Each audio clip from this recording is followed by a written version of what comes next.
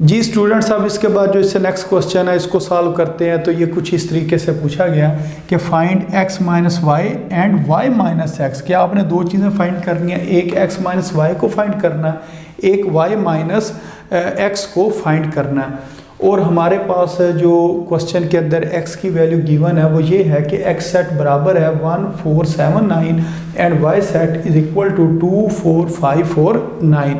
तो दोनों सेट दिए गए हैं x और y, और दो चीज़ें वो कह रहे हैं कि आपने फाइंड करनी है। तो सबसे पहले हम कहते हैं जी हम x माइनस जो y है इसको फाइंड करने लगे हैं। तो इसको यूँ लिखेंगे x माइनस वाई, ये बराबर है, सबसे पहले x लिखा हुआ है तो ये जो x की वैल्यू इसको हम इधर लिख देंगे, मसलन 1 4 7 और 9, और उसके बाद माइनस लिखा है, इधर माइनस लिखेंगे, फिर y की वैल्यू लिखेंगे।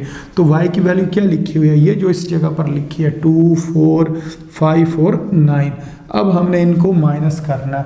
तो 1 इधर है लेकिन उधर नहीं है तो 1 बच जाएगा, 4 ने 4 के साथ कैंसिल हो जाना है, उसके बाद 7 बच जाएगा, 9 ने 9 के साथ कैंसिल हो जाना है। तो पीछे जो हमारे पास इधर चीज़ बचेगी वो कौन सी बचेगी, इस सेट के पहले सेट में अगर हम देखें 1 और 7 बच रहा है।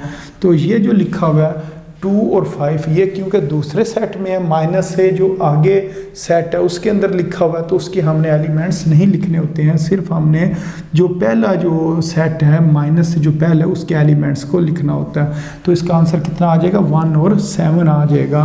तो ये वाला जो सेट आ गया और सेट में 1 और 7 आ गया, ये इसका आंसर आ गया। अब हम फाइंड करते हैं y माइनस एक्स। तो अब हम लिखते हैं जी हम y माइनस एक्स फाइंड करने लगे हैं। तो इसको दोबारा लिखा y माइनस एक्स, सबसे पहले हम y की वैल्यू लिखते हैं, y की वो वैल्यू कोने में लिखी हुई है 2 4 5 और 9। उसके बाद हम क्या लिखेंगे, माइनस, फिर हमने लिखना है x की वैल्यू ये लिखी हुई है 1 4 7 और 9। अब हम देखते हैं कौन कौन सी चीज़ कैंसिल होती है। तो ये जो 4 है इस 4 के साथ कैंसिल हो जाएगा, 9 के साथ कैंसिल हो जाएगा। पीछे जो हमारे पास चीज़ बचेगी पहले सेट में वो कौन सी है, 2 और 5 है। तो इस जगह पर हम क्या लिख देंगे, 2 और 5। और अगर हम इस सेट में देखें इधर लिखा हुआ है 1 और 7, लेकिन इसको हमने नहीं लिखना।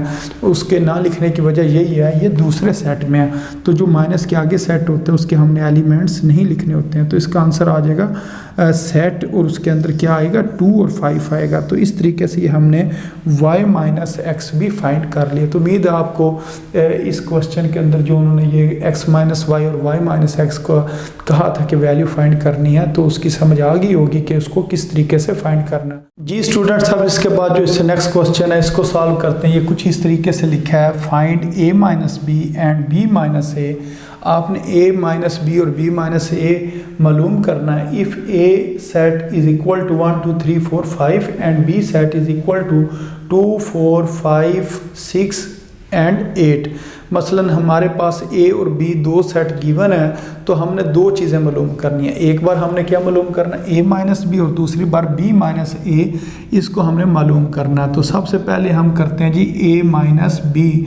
तो इसके आगे हम क्वेश्चन मार्क लगा देते हैं कि इसको हम फाइंड करने लगे हैं। तो a माइनस बी ये किसके बराबर होगा, पहले a लिखा है तो a सेट के जो वैल्यूज़ हैं उसको लिखते हैं 1 2 3 4 और 5। उसके बाद क्या लिखा हुआ है, माइनस, इधर माइनस लिखेंगे, फिर b सेट को लिखेंगे 2 4 5 6 और 8। वो जो लास्ट में दी गई b की वैल्यू वो इधर हमने पुट कर दी।